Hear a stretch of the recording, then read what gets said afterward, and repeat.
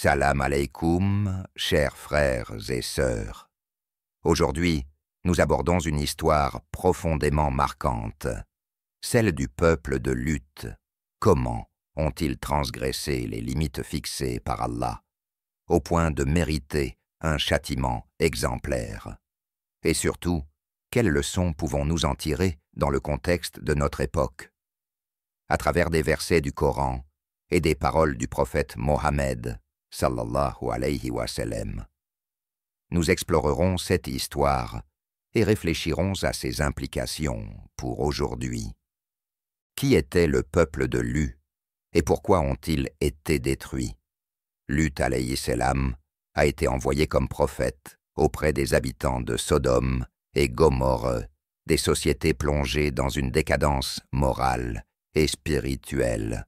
Leur principal péché était des relations illicites entre hommes, une transgression flagrante des lois divines. Allah décrit leur comportement ainsi: « Et vous assouvissez vos désirs avec les hommes au lieu des femmes. Vous êtes un peuple qui dépasse les limites. » Sourate Al-Araf, verset 81. Ce péché n'était pas isolé, mais s'était normalisé au sein de leur société.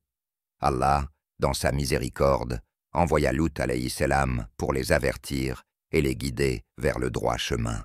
Les avertissements de Lut et le rejet de son peuple, Lut alayhi salam les exhorta à se détourner de leurs péchés et à revenir à Allah.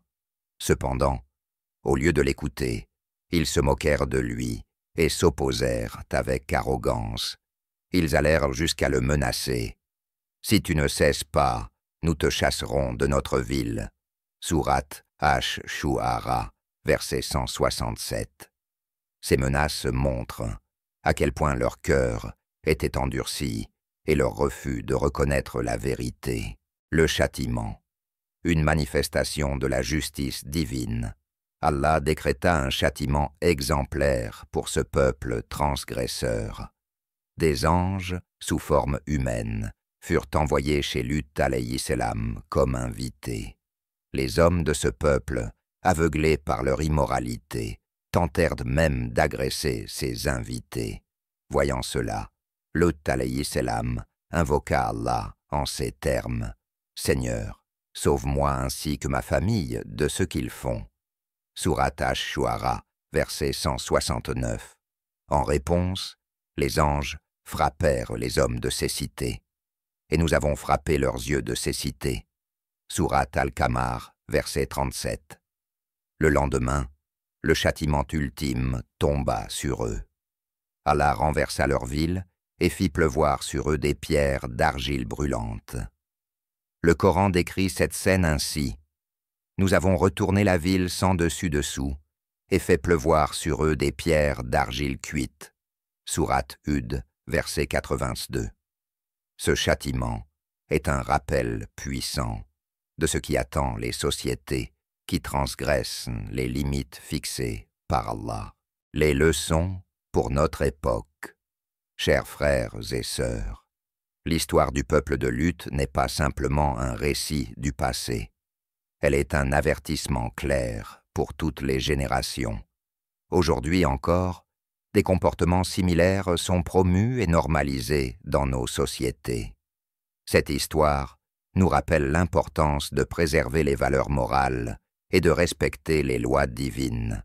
Allah dit dans le Coran: « Dans leur récit se trouve certes une leçon pour les doués d'intelligence. » Sourate Yusuf, verset 111.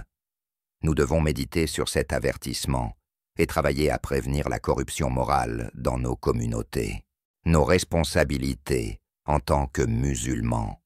L'histoire du peuple de Lut nous enseigne également l'importance de lutter contre les péchés et les injustices. Le prophète Mohammed, sallallahu alayhi wa sallam, a dit: « Celui qui voit un mal, qu'il le corrige de sa main. S'il ne peut pas, qu'il le fasse avec sa langue. Et s'il ne peut pas, qu'il le déteste dans son cœur. Mais ceci est le niveau le plus faible de la foi. » Muslim, Iman, 78. Ce hadith souligne notre devoir de nous opposer à l'immoralité de toutes les manières possibles, tout en préservant notre propre foi et celle de nos proches, chers frères et sœurs. L'histoire du peuple de Lut est plus qu'un simple récit historique. C'est un rappel de notre responsabilité de préserver la droiture dans nos vies et dans nos sociétés. Allah est juste et son châtiment est une réalité pour ceux qui persistent dans la désobéissance. Partageons ce message important et œuvrons ensemble pour une société guidée par les valeurs d'Allah. Qu'Allah nous protège et nous guide. Salam alaykoum.